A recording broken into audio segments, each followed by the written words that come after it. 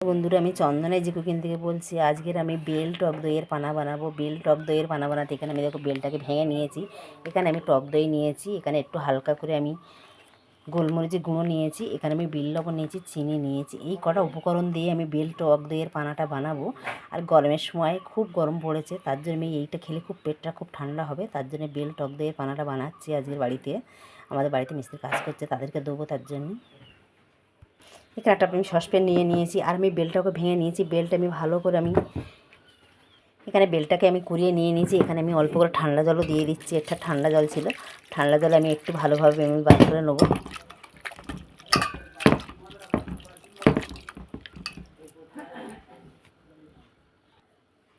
এখানে আমি ছেঁকে নিয়েছি, এটাকে আমি ফেলে দিচ্ছি, দিয়ে আমি ভালো করে ছেঁকে নেবো।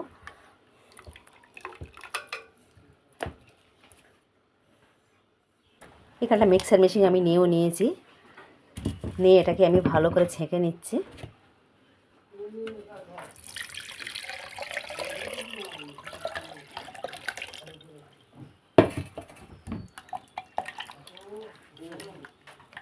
খুব ভালো করে ছেঁকে নিলাম। এখানে আমি টক দই দিয়ে দেবো, বিট লবণ দিয়ে দেবো। এখানে আমি স্বাদ মতন বিট লবণটা দিয়ে দিচ্ছি। এখানে আমি হাফ চামচ বিট লবণ দিয়ে দিলাম। অল্প একটু আমি গোলমরিচের গুঁড়ো দিয়ে দিচ্ছি। গোলমরিচের গুঁড়োটা দিলে টেস্টটা দারুণ হয়। এখানে আমি 4 চামচ চিনি দিয়ে দেবো।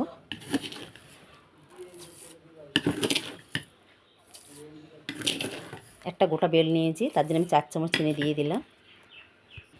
এখানে আমি বেলপানার মধ্যে আমি 1 বাটি টক দই দিয়ে দিচ্ছি।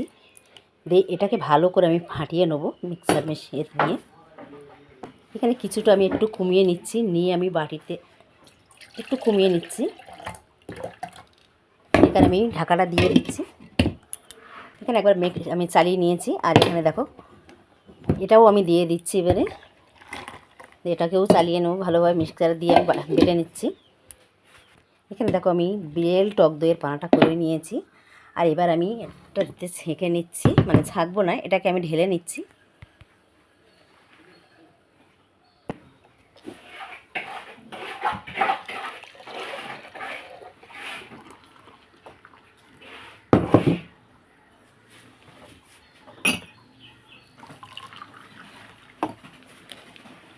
আর এই শরবতটা খেতে খুব দারুণ হয়। আপনারা চাইলে বাড়িতে বানিয়ে খেয়ে দেখতে পারো, কত ভালো লাগে।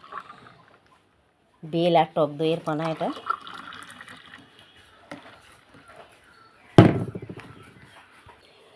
এগুলো আমাদের বাড়িতে মিস্ত্রি কাজ করছে, তাদের জন্য বেল পানাটা বানাইছি, বেল আর টক দইয়ের পানা। এবার দিয়ে দিচ্ছি তাদেরকে।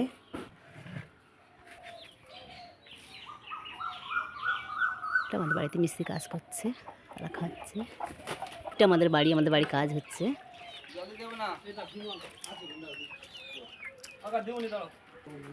এগুলো আমরা খাবো, মিস্ত্রিদের দিয়ে দিয়েছি। আর এখানে দেখো একটা আমি বেলপানা তুলে রেখেছিলাম, তা বেলপানাটা আমি নিয়ে নিয়েছি, এটা আমি খাবো। আর আপনাদের যদি ভালো লাগে আমার চ্যানেলটা লাইক করুন, সাবস্ক্রাইব করুন। আমি আরও নতুন নতুন রেসিপি আপনাদের দেখাবো। কমেন্ট করে জানান। নমস্কার, ধন্যবাদ।